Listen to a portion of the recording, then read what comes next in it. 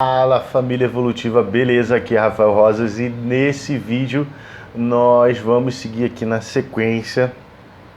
Eu parei, fiz alguns atendimentos hoje e hoje, enfim, como o último atendimento falhou, né? Foi desmarcado de última hora, eu aproveitei aqui o embalo, a empolgação para gravar sobre a quinta lei, que é a lei da gratidão.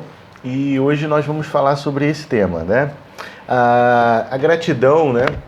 Como eu aprendi, ela é a linguagem que o universo entende, o que Deus entende, que o Criador entende, que a consciência criadora entende, que a consciência universal entende. Enfim, o nome que você deseja atribuir, né? Ou até mesmo o acaso entende, né? Se você não acredita em nada disso, acredita no acaso. Então, meio que quando você exerce essa gratidão junto com as outras 4 leis anteriores, você entra em sintonia. Então a gratidão é ali meio que a porta de entrada, né, com a conexão mais propriamente dita, a conexão mais forte com o universo, com os recursos infinitos que são disponíveis, né, a todo momento e sempre estarão disponíveis. E isso é muito interessante. Então, a gratidão, o sentimento de gratidão é importante a gente ter ele a cada momento da nossa vida e exercer e provocar situações onde você possa ser grato mais vezes possível, né? Quanto mais você puder ser grato no seu dia a dia, melhor. Tem o exercício da gratidão que você pode fazer todos os dias, né? Fazendo uma listinha. Não está nesse caderno, está no outro caderno, mas eu tenho a minha listinha de gratidão do exercício que eu faço, que é com um caderninho, né? Você anotando todos os dias pela manhã, ao horário que você acordar, fazer uma lista de 10 coisas qual você pode ser grato naquele momento na sua vida, né? Então, eu faço muito naturalmente, assim, eu faço a lista, mas eu também faço, assim, é um exercício constante, assim, né? Se eu vejo uma arara azul com a barriga amarela voando, gritando, né?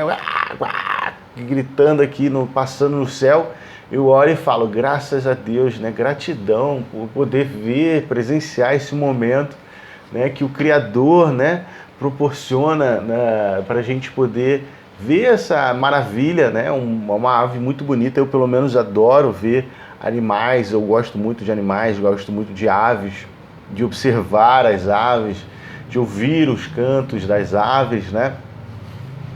Uma coisa que, se você perguntar à minha mãe, assim como ela falou, né, como ela confirmou a questão de eu estar no trem, em cima do trem, né, que era um momento que eu estava querendo realmente morrer na minha vida, né, estava querendo acabar com a minha vida, ela pode confirmar isso também. Teve um momento que eu não consegui ouvir o barulho dos pássaros assim de manhã, porque eu tinha uma insônia muito ruim, muito intensa, eu tinha sonhos repetitivos, muito piores que eu tive na infância, tinha uma... dessa transição, né, isso até... mais ou menos até os meus 12 anos eu tive isso. Depois eu consegui controlar, enfim, passou para um outro sintoma também, isso aconteceu. Eu tinha muito problema para dormir, chegava de manhã, eu tinha como uma ansiedade, um dos sintomas é a hipersensibilidade, né, dos estímulos. Então os sons me geravam muita ansiedade, mais ainda, né, do que eu já estava, alimentava muito mais, reforçava muito mais a minha ansiedade naquele momento, a ansiedade que eu sentia, né, que eu me apropriei agora, né, falando erradamente, mas de propósito aqui, brincadeira. Quando a gente fala minha ansiedade, o meu toque, a gente está usando, né, segundo a programação neurolinguística, um termo de apropriação, né? Então é bom você trocar esse termo pela ansiedade que eu estou sofrendo no momento, né? A ansiedade que eu sofria naquele momento gerava um desconforto muito grande. Então, eu não tinha como, eu não tinha capacidade para ser grato. Então eu busquei trabalhar com o relaxamento, a hipnose, que é muito bom também. Mas você pode escrever isso desde o princípio. Eu não tinha também consciência dessa técnica da gratidão, de você escrever aquilo pelo qual você é grato, mas não só escrever, tá? Realmente escrever aquilo que você sente gratidão. Como eu falei da ave, eu tenho muita gratidão por ver a minha horta crescendo, né? Eu tenho gratidão por poder ler os comentários, né, de vocês que deixam comentários aqui.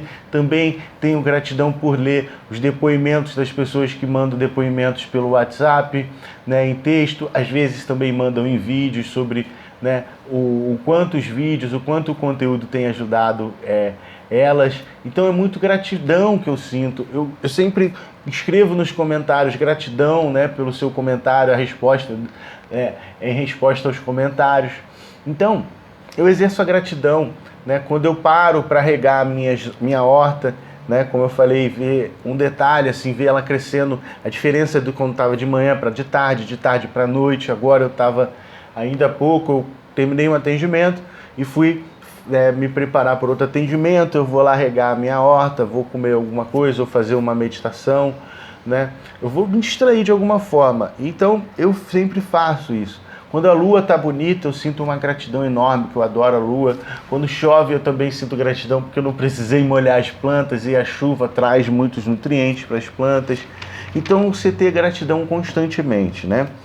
E ter gratidão também pelas coisas que acontecem, que trazem sofrimento, que trazem limitação no momento, porque essas são aquelas coisas necessárias para que a gente possa crescer, né? Porque tudo acontece, sempre acontece da melhor maneira possível, principalmente aquelas coisas e situações que aparentemente são negativas, porque geram sofrimentos, né? E limitações na nossa vida. Mas a gente precisa entender e ser grato por elas, porque elas são justamente as coisas e situações necessárias para que a gente possa despertar a nossa consciência evolutiva e buscar fazer aquilo que é necessário para evoluir superando as limitações, né? Então a gente precisa pensar em todas as situações, mesmo aquelas situações do passado que ainda hoje geram limitações e sofrimento, né? E quando você começa a olhar para essas situações e questionar, usando aquelas perguntas, as perguntas fortalecedoras, né? O que eu posso tirar de lição? Quais são as 3 lições básicas que eu posso aprender dessa situação do passado que eu vivi, de insegurança, de medo, de abuso, enfim, de violência? O que eu posso aprender com isso, né?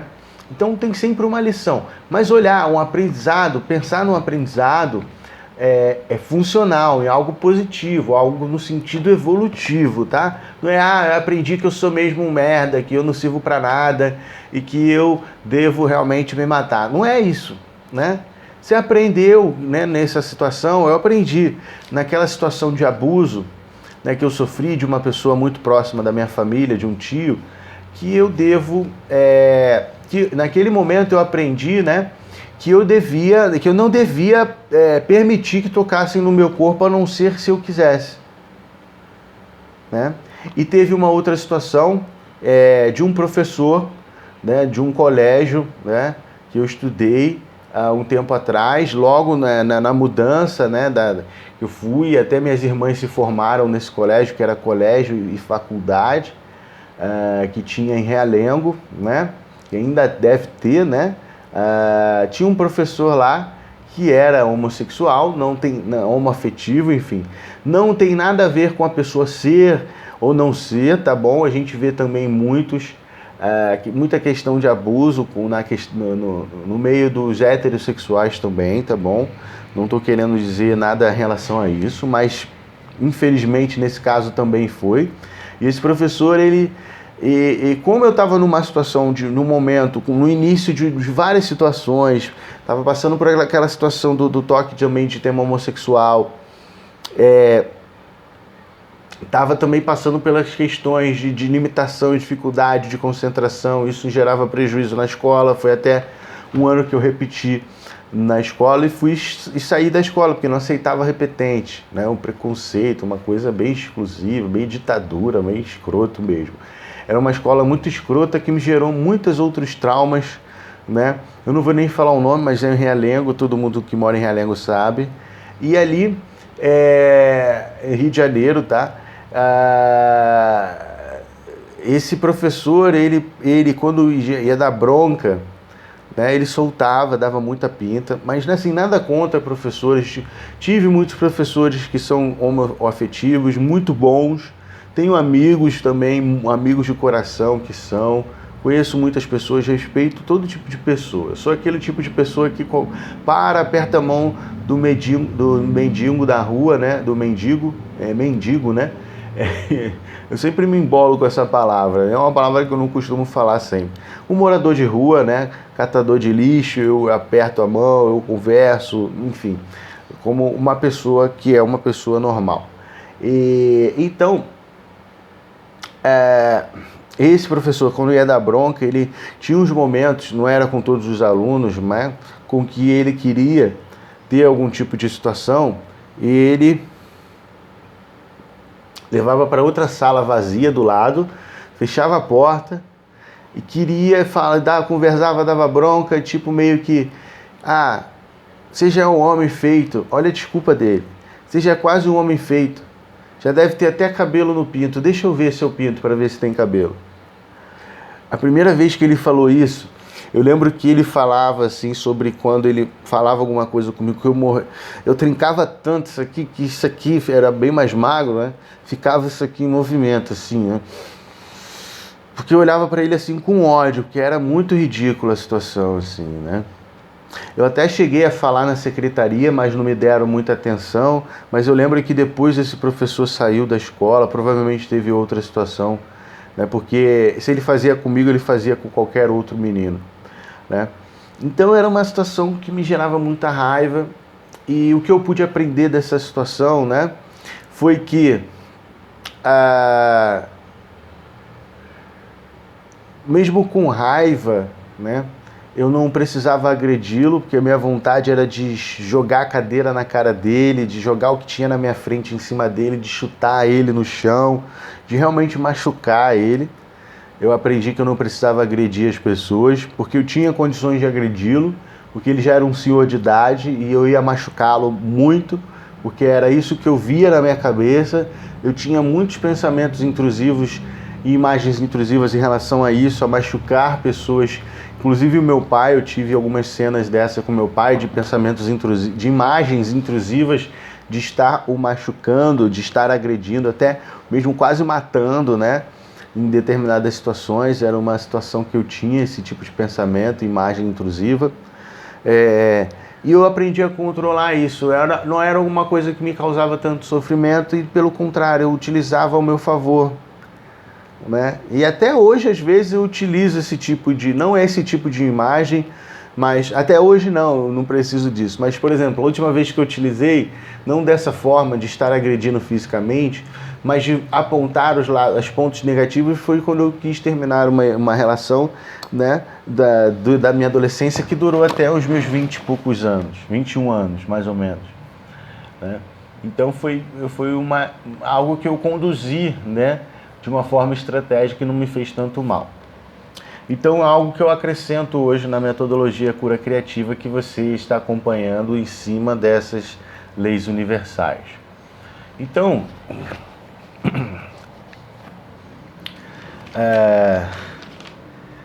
a gratidão, né, vem disso, né? Quando eu tirei a lição até desse relacionamento também que eu tive, que foi horrível, mas eu pude aprender a me dar valor, eu pude aprender qual o tipo de mulher que eu queria, que é o tipo de mulher que eu tenho hoje, né, comigo como parceira, mãe da minha filha.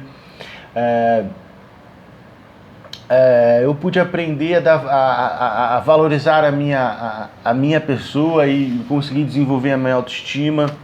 Eu pude aprender, né, nessa situação de abuso, que já que eu era um dos poucos da minha classe que era escolhido para fazer acontecer isso, eu pude entender que na verdade eu não era um cara feio, que eu precisava me valorizar porque eu era bonito, já que nessas situações de abuso, mesmo sendo ridículo, os caras me escolhiam, né?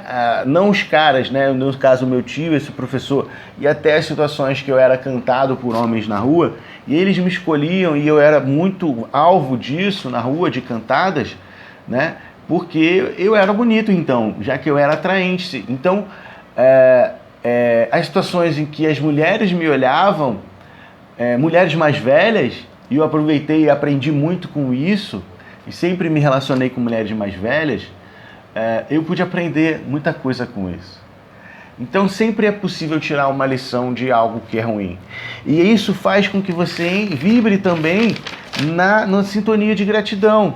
Porque são essas coisas aparentemente desagradáveis, negativas, né? E elas são funcionais de alguma forma. Se a gente tira a lição, se a gente aprende algo com elas, né? Então, isso é um exemplo meu, assim. Se você tiver dúvida, se você quiser compartilhar um pouco a situação que você está vivendo, pelo WhatsApp, que é mais sigiloso, eu posso te dar umas dicas, algumas ideias de como você utilizar técnicas de programação neurolinguística simples para você mudar esses programas, esses discursos mentais, para você mudar o seu mindset e você conseguir direcionar ali, gerenciar o seu inner game de uma forma mais produtiva. Tá? O mindset é o ambiente mental, né? É o set é o ambiente, né? Mental.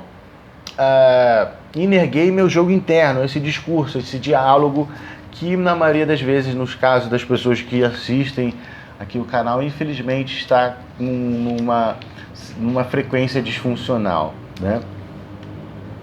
Então, quando você faz todos esses exercícios, né? Você entra numa vibração de gratidão. Você, foi ruim, foi horrível, como eu falei, o relacionamento em si foi horrível. É um pensamento realista, mas eu vou transformá-lo em objetivo. Quando eu penso, quando eu questiono, penso quais são as 3 lições básicas. Eu falei aqui várias lições que eu pude aprender, né? Eu não lembro exatamente o que eu pensei na época, quando eu fiz terapia e trabalhei com essa técnica de questionar, né?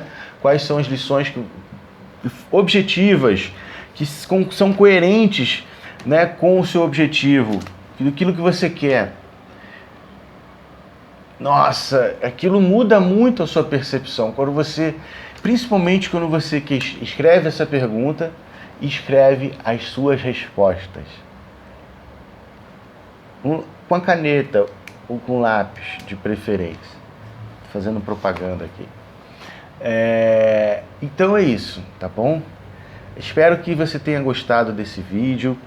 Então essas perguntas, né, são básicas para você conseguir direcionar. Então quando você coloca ali, né, foi ruim, eu sofri muito, é verdade, mas eu sou grato porque eu aprendi isso.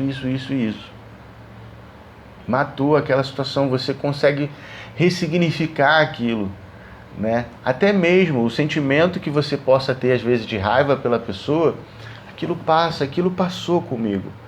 Eu não tenho mais a raiva que eu sentia por aquela pessoa, que eu precisei fazer no exercício que eu via só os negativos da parte dela, mas depois passou, quando eu falei, tá, tudo bem, passou, eu precisei da raiva para poder conseguir me libertar do relacionamento que não ia me levar a lugar nenhum, só a 200 quilos de peso, eu tava gordo, eu tava com... Se eu tivesse nesse relacionamento hoje eu tenho mais massa muscular, né? Eu tava bem mais gordo, eu tive um problema, uma doença, por causa da que minha imunidade estava muito baixa. E hoje eu tenho, dessa vista aqui, ó, eu tenho apenas, vamos dizer assim, 85% da visão. Porque eu peguei uma bactéria, um vírus, não sei o que, da vista, que comia a córnea. Então, porque eu estava muito ruim. Então eu somatizei muito nesse relacionamento e engordei. Se eu tivesse com ela até hoje, provavelmente eu estaria pesando uns 130, 140 quilos, por aí. E ela provavelmente também, porque ela estava engordando também. Hoje, pela última foto que eu vi, o último contato que eu tive, alguns anos atrás, estava emagrecendo, assim como eu estou emagrecendo. Eu tô aqui, não quero passar disso. Se eu puder ganhar mais massa muscular, eu vou na academia que eu estou indo, né? Então é isso, tá bom? Eu espero que você tenha gostado desse vídeo. Qualquer dúvida, deixa aqui nos comentários. Entre em contato comigo também pelo WhatsApp. O link está aqui na descrição do vídeo, é sempre o último link. O WhatsApp é o DDD 21 975 894235. Um forte abraço, até o próximo vídeo, onde a gente vai começar a falar sobre a sexta lei, na sequência aqui, tá? Na minha sequência, que é a lei da compensação, ou também conhecida como lei da causa e efeito. Lei de causa e efeito. Forte abraço.